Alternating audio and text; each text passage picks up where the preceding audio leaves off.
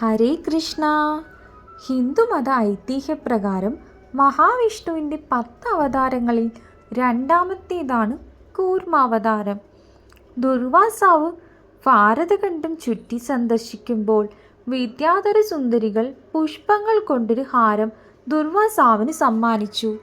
ആ ഹാരം ഒരു യോഗ്യനായ വ്യക്തിക്ക് കൊടുക്കണമെന്ന് അദ്ദേഹം തീരുമാനിച്ചു. അങ്ങനെയിരിക്കെയാണ് ഐരാവതത്തിൻ്റെ പുറത്തേറി വരുന്ന ദേവേന്ദ്രനെ കണ്ടത്. ദുർവാസാവ് മഹർഷി ദേവേന്ദ്രന് ഹാരം സമർപ്പിച്ചു. ആ ഹാരം തലയിൽ ചൂടാനായി ദേവേന്ദ്രൻ ഐരാവതത്തിൻ്റെ മുകളിൽ വെച്ചതിനു ശേഷം അദ്ദേഹത്തിൻ്റെ മുടിക്കെട്ട് അയച്ചു. ഹാരത്തിൻ്റെ ഗന്ധത്താൽ വണ്ടുകളും ഷഡ്പദങ്ങളും ഹാരത്തിനു ചുറ്റും കൂടി. അവയുടെ ഉപദ്രവം സഹിക്കാൻ വയ്യാതെ ഐരാവതം ആ ഹാരം എടുത്തു നിലത്തിട്ട് ചവിട്ടി. ഇത് കണ്ട ദുർവാസാവ് ദേവേന്ദ്രനെ അത്യധികം കോപത്തോടെ ശപിച്ചു. ഞാൻ നൽകിയ ഈ ഹാരത്തെയും എന്നെയും ബഹുമാനിക്കാത്ത നീയും നിന്റെ ദേവഗണങ്ങളും ജരാനര പൂണ്ടവരായി മാറട്ടെ എന്ന് ദേവേന്ദ്രൻ കേണപേക്ഷിച്ചു. കാരണങ്ങൾ അറിഞ്ഞ ദുർവാസാവ് ശാപമോക്ഷത്തിനുള്ള വഴികൾ ഉപദേശിച്ചു. പാലാഴി കടഞ്ഞ് അമൃത് സേവിച്ചാൽ ജരാനര അകന്ന് യൗവനം തിരികെ ലഭിക്കുമെന്നും അറിയിച്ചു. തുടർന്ന് ദേവേന്ദ്രൻ ദേവഗണങ്ങളെയും കൂട്ടി ബ്രഹ്മാവിൻ്റെ പക്കലെത്തി. അവിടെ നിന്ന് ബ്രഹ്മാവ് ദേവഗണങ്ങളെയും കൂട്ടി പരമശിവന്റെ അടുക്കലെത്തി. ഈ സങ്കടത്തിന് പരിഹാരം ഭഗവാൻ നാരായണന് മാത്രമേ കാണാൻ സാധിക്കൂ എന്ന് മഹാദേവൻ പറഞ്ഞു.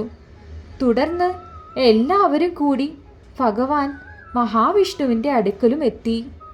മഹാവിഷ്ണു ദേവന്മാരോടായി അരുൾ ചെയ്തു. ദേവന്മാർ മാത്രമായി പാലാഴി മദനം സാധ്യമാക്കാൻ കഴിയുകയില്ല. അവിടെ അസുരന്മാരുടെ സഹായം ആവശ്യമുണ്ട്.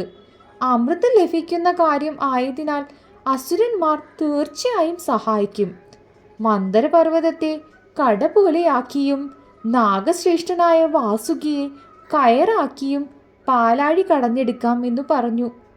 അത് കേട്ട മഹാദേവൻ തൻ്റെ ഭൂതഗണങ്ങളെ വിട്ട് അസുരരെ വരുത്തിച്ചു. അങ്ങനെ പാലാഴി മദനം ആരംഭിച്ചു. പാലാഴി കടയുന്നതിനിടെ മന്ദരപർവ്വതം സമുദ്രത്തിലേക്ക് താഴ്ന്നുപോയി. ആ സമയം ഭഗവാൻ കൂർമ്മമായി അവതരിച്ചു. മന്ദരപർവ്വതത്തെ തൻ്റെ പുറത്തുയർത്തിയെടുത്തു. വീണ്ടും പാലാഴി മദനം ആരംഭിച്ചു. മദനത്തിൻ്റെ ശക്തിയിൽ ക്ഷീണിതയായ വാസുകി കാളകൂട വിഷം ശബ്ദിച്ചു. അത് ഭൂമിയിൽ പതിച്ചാൽ വരാൻ പോകുന്ന അപകടങ്ങളെക്കുറിച്ച് ചിന്തിച്ച് മഹാദേവൻ ആ കാളകൂട വിഷമെടുത്ത് വിഴുങ്ങുവാൻ ആരംഭിച്ചു. അത് കണ്ട പാർവതി ദേവി ഭഗവാന് അപകടങ്ങൾ ഉണ്ടാകാതിരിക്കാൻ കണ്ടത്തിൽ മുറുകെ പിടിച്ചു. പുറത്തു വന്നാൽ അതിൻ്റെ ആപത്തിനെക്കുറിച്ചോർത്തു മഹാവിഷ്ണു ഭഗവാന്റെ വായും അമർത്തിപ്പിടിച്ചു. അങ്ങനെ വിഷം അകത്തേക്കും പുറത്തേക്കും പോകാതെ കണ്ടത്തിൽ ഉറച്ചുപോയി. വീണ്ടും പാലാഴി മദനം ആരംഭിച്ചു. അതിൽ നിന്നും അമൂല്യമായ വസ്തുക്കൾ വന്നു. അതിനുശേഷം അമൃതകുംഭവുമേന്തി ധന്വന്തരി മൂർത്തിയും വന്നു. അതാദ്യം കണ്ട അസുരന്മാർ അമൃത് ആദ്യം കൈക്കലാക്കി ഓടിമറഞ്ഞു. പിന്നീട് സ്നാനം കഴിഞ്ഞ് അമൃത് ഭക്ഷിക്കാൻ ശുദ്ധമായ ഒരു സ്ഥലത്ത് അസുരന്മാരിരുന്നു. അവിടേക്ക് മഹാവിഷ്ണു മോഹിനിയുടെ വേഷത്തിലെത്തി ആ അമൃത് കൈക്കലാക്കി. അതിനുശേഷം ആ അമൃത് ദേവന്മാരുടെ പക്കലെത്തിച്ചു. അമൃത് കഴിക്കുന്നവരുടെ ഇടയിലേക്ക് ആ അസുരൻ വൃദ്ധരൂപം സ്വീകരിച്ച് എത്തുകയും അമൃത് ആവശ്യപ്പെടുകയും ചെയ്തു. ദയ തോന്നിയ ദേവന്മാർ അത് നൽകുകയും ചെയ്തു. ഇത് കണ്ട സൂര്യചന്ദ്രന്മാർ ആ വൃദ്ധൻ അസുരനാണെന്നും അറിയിച്ചു. അപ്പോൾ ആ അസുരൻ സർപ്പരൂപം സ്വീകരിച്ച് ഓടിയൊളിച്ചു. മഹാവിഷ്ണു സുദർശന ചക്രം കൊണ്ട് ഉടലും ശിരസും രണ്ടാക്കി.